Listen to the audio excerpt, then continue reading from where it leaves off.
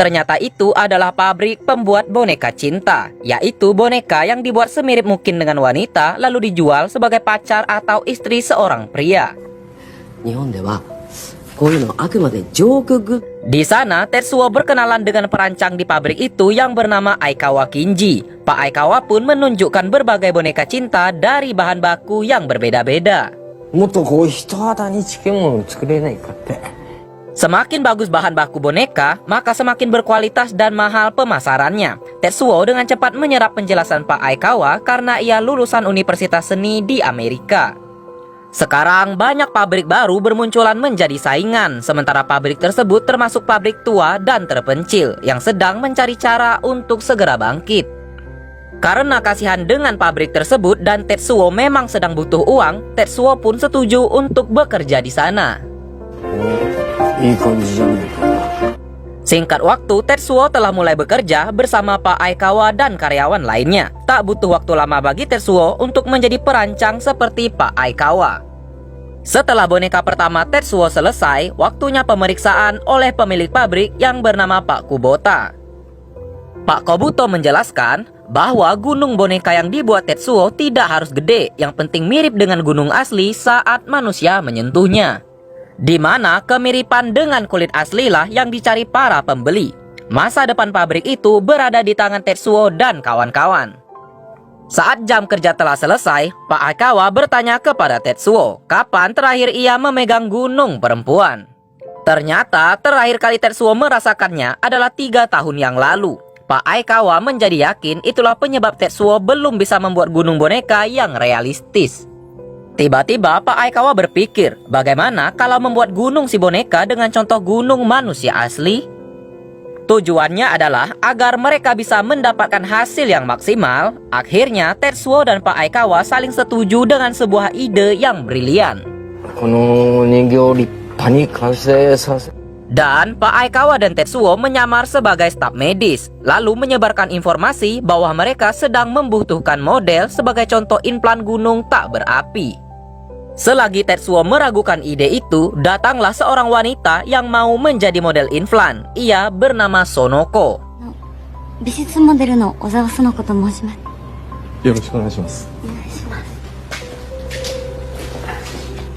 Tetsuo dan Pak Aikawa menutup semua boneka dengan kain agar si model tidak curiga bahwa itu adalah pabrik boneka cinta.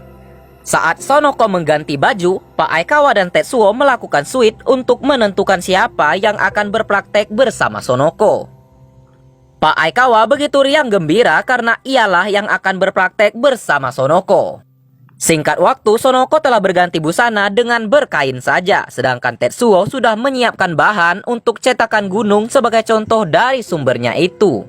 Namun ketika praktek akan dimulai, Pak Aikawa malah gemeteran dan menjadi takut, hingga Tetsuo lah yang harus melakukan itu.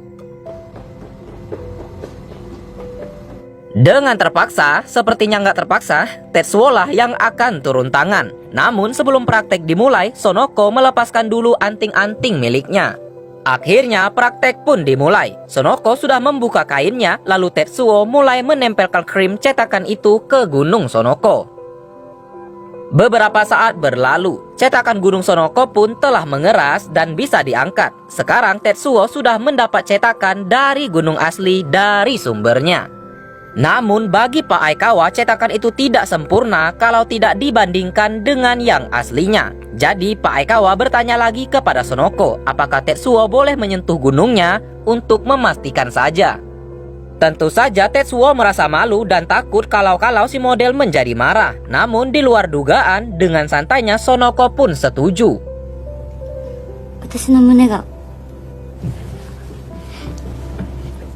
Dengan sama-sama malu-malu kucing, Sonoko dan Tetsuo pun melanjutkan prakteknya. Dan Tetsuo pun menyentuh-nyentuh gunung Sonoko dengan sopan tentunya.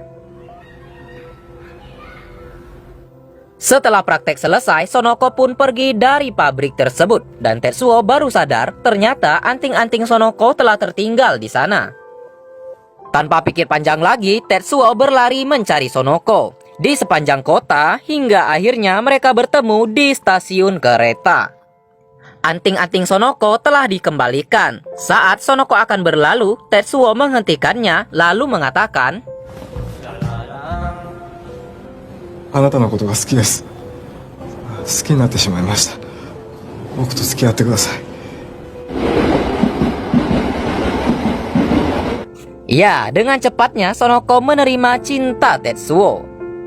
Esoknya, Tetsuo menceritakan perihal hubungannya dengan Sonoko itu kepada Pak Aikawa. Namun, Tetsuo masih takut jika Sonoko tahu apa pekerjaan Tetsuo yang sebenarnya.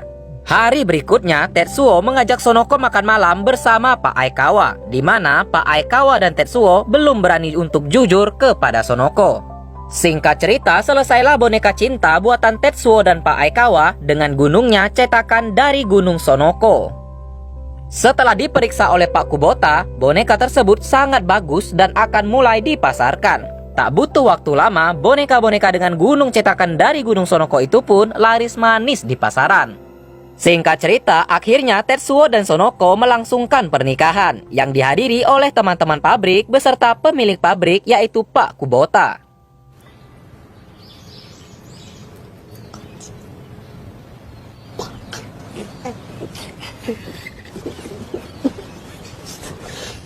Setelah itu, Tetsuo dan Sonoko telah pindah ke apartemen mereka. Mereka memutuskan untuk besok aja beres-beresnya karena ada kegiatan menyenangkan yang akan mereka lakukan, di mana teman-teman vlog film yang jomblo pasti iri termasuk saya. Tetsuo tidak mengambil cuti dan langsung bekerja seperti biasa dan bertemu Sonoko setelah pulang kerja yang telah larut malam itu. Tetsuo semakin semangat bekerja karena sekarang ada bekal makan siang buatan Sonoko. Pak Aikawa mengambil sepotong daging buatan Sonoko, di mana Tetsuo tidak mau berbagi makanan buatan istrinya itu. Di momen berebut makanan itu, teman pabrik mereka memotret kelakuan Tetsuo dengan Pak Aikawa, lalu diikuti teman-teman lainnya. Setelah pulang kerja larut malam, Tetsuo melakukan kegiatan paling indah di dunia bersama Sonoko. Namun Tetsuo malah tertidur karena kelelahan. Karena pabrik-pabrik lain mulai melakukan perubahan, Pak Kubota mengatakan kepada Tetsuo untuk mencoba bahan baku lain selain silikon. Tetsuo tiba-tiba mendapat telepon dan ternyata datang kabar bahwa Pak Aikawa telah meninggal dunia. Sementara impiannya bersama Tetsuo untuk membuat boneka yang sempurna belum terwujud. Setelah itu direkrutlah karyawan baru untuk menemani Tetsuo. Ia adalah Morizumi sebagai pengganti Pak Aikawa. Tetsuo dan Morizumi semakin cocok dan mereka mulai bisa membuat boneka permintaan Pak Kubota dengan bahan lain yang disebut elastomer itu.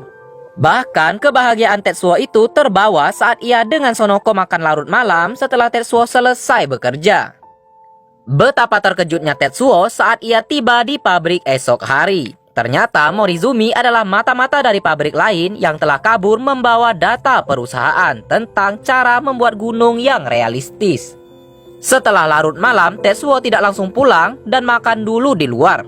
Dan saat ia pulang ke rumah, terlihat Sonoko menunggunya hingga ketiduran di sofa. Dan semua makan malam yang telah disiapkan Sonoko tidak dimakan sama sekali malam itu. Atas semua penat di tempat kerjanya, Tetsuo pergi menghibur diri bermain ke time zone. Di sana terlihat seorang wanita cantik yang marah-marah karena tidak pernah mendapatkan hadiah boneka.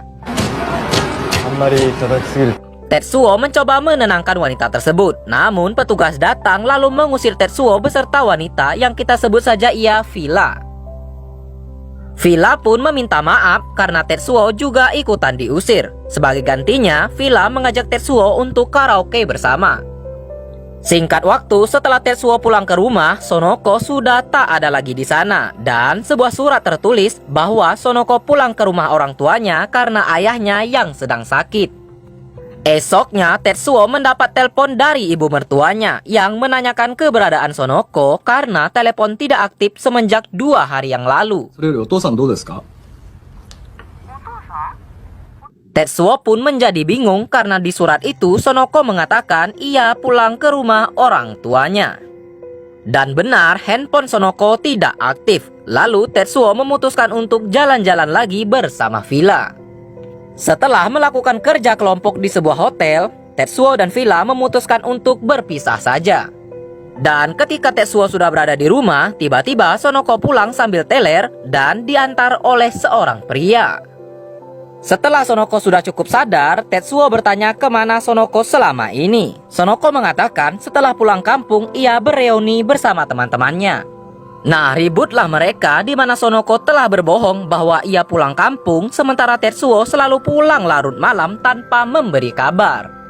Sonoko mengatakan bahwa ia akan jujur namun tunggu 1 minggu lagi. Setelah Sonoko berlalu untuk istirahat, terlihat pesan dari pria yang tadi mengantarnya mengajak Sonoko ketemuan lagi. Singkat cerita, 1 minggu kemudian, Sonoko dan Tetsuo akan saling jujur-jujuran dan akhirnya Tetsuo jujur tentang pekerjaannya sebagai pembuat boneka cinta, termasuk soal cetakan gunung Sonoko waktu itu. Untunglah Sonoko tidak masalah sama sekali akan hal itu. Bahkan Tetsuo pun jujur bahwa ia telah berselingkuh, namun perselingkuhan itu telah selesai. Tetsuo meminta maaf. Dan ternyata Sonoko pun telah berselingkuh dengan pria yang mengantarkannya waktu itu. Sonoko juga meminta maaf kepada Tetsuo. Sonoko menganggap bahwa mereka akan bercerai dan Tetsuo akan bersama selingkuhannya itu. Tentu saja Tetsuo menyangkal hal itu, namun Sonoko sepertinya serius ingin berpisah. Esoknya Sonoko sudah berkemas dan akan pergi dari rumah. Sonoko mengatakan ia akan pergi selama 2 minggu, lalu akan kembali untuk mengurus perceraian mereka. Tetsuo menahan Sonoko dan tak ingin bercerai sebelum Sonoko menjelaskan apa yang telah terjadi. Dengan terpaksa, Sonoko pun mengatakannya. Ternyata Sonoko mengidap kanker ganas. Tetsuo pun begitu syok mendengarnya, sedangkan Sonoko berlalu karena taksinya telah datang. Sonoko datang ke rumah sakit untuk pemeriksaan lebih lanjut, dan Tetsuo pun datang menyusul untuk menemani Sonoko. Sonoko mengalami penyakit kanker lambung stadium 2, di mana 2/3 perutnya harus diangkat. Saat di tempat kerja, Tetsuo teringat saat ia dan Pak Aikawa saling bercurhat ria tentang kehidupan Pak Aikawa dahulu. Dan saat itulah Pak Aikawa bertemu Pak Kubota yang seorang mantan polisi itu. Setelahnya, Tetsuo membahas tentang bahan baku untuk boneka baru mereka dengan Pak Kubota, di mana bahan baku baru itu masih belum diketahui keberhasilannya. Tetsuo pulang lebih awal untuk pergi ke rumah sakit. Tetsuo mengajak Sonoko jalan-jalan jika ia telah pulih dan meyakinkan Sonoko bahwa ia tidak ingin bercerai. Sonoko tidak mau membebani hidup Tetsuo karena ia tidak akan bisa memberikan Tetsuo seorang anak. Namun Tetsuo tetap ingin bersama Sonoko dan ingin memulai semuanya dari awal lagi. Dan akhirnya di tempat kerja Tetsuo memutuskan ia akan membuat boneka tanpa jahitan yang berbahan baku silikon, di mana Pak Kubota pun setuju dengan hal itu.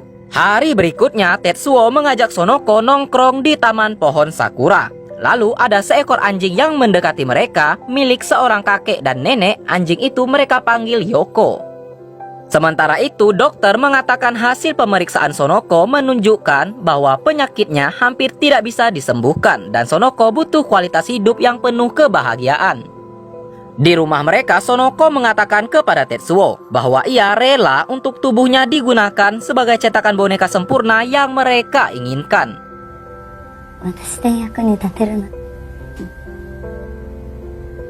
Tetsuo cukup ragu dan Sonoko meyakinkan Tetsuo bahwa di akhir hidupnya ia ingin dirinya menjadi berguna.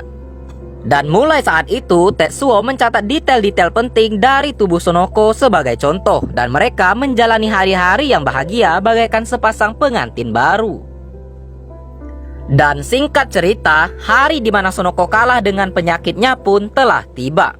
Sekarang Tetsuo hanya tinggal sendirian di rumahnya itu. Saking sedihnya, Tetsuo sampai merendam kepalanya di mesin cuci yang sedang menyala.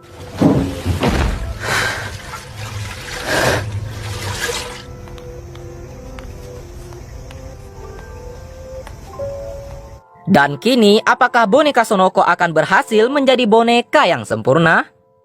Singkat cerita, boneka Sonoko telah selesai. Namun sebelum dipasarkan, Pak Kubota meminta Tetsuo mencoba sendiri boneka tersebut. Saat mencobanya, Tetsuo membayangkan bahwa boneka tersebut adalah Sonoko. Hingga air mata pun jatuh karena teringat kenangan-kenangan indah bersama sang istri. Dan boneka sempurna itu telah selesai. Teman-teman Tetsuo di pabrik begitu terharu dengan pengorbanan Sonoko untuk pabrik mereka. Akhirnya boneka cinta yang sempurna itu akan dijual dengan harga yang sangat tinggi dan dibatasi dalam 100 produk saja, yang mana itu terjual habis dalam waktu 2 menit saja. Karena menjual boneka lewat internet, datanglah 2 orang polisi yang akan menangkap Pak Kubota atas tuduhan menyebarkan foto vulgar di internet oleh saingan bisnisnya.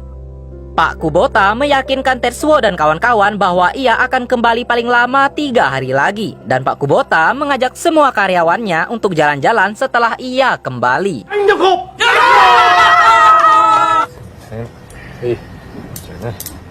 Singkat cerita, setelah Pak Kubota bebas, semua karyawan pabrik pun telah bersenang-senang karena mendapat hadiah jalan-jalan.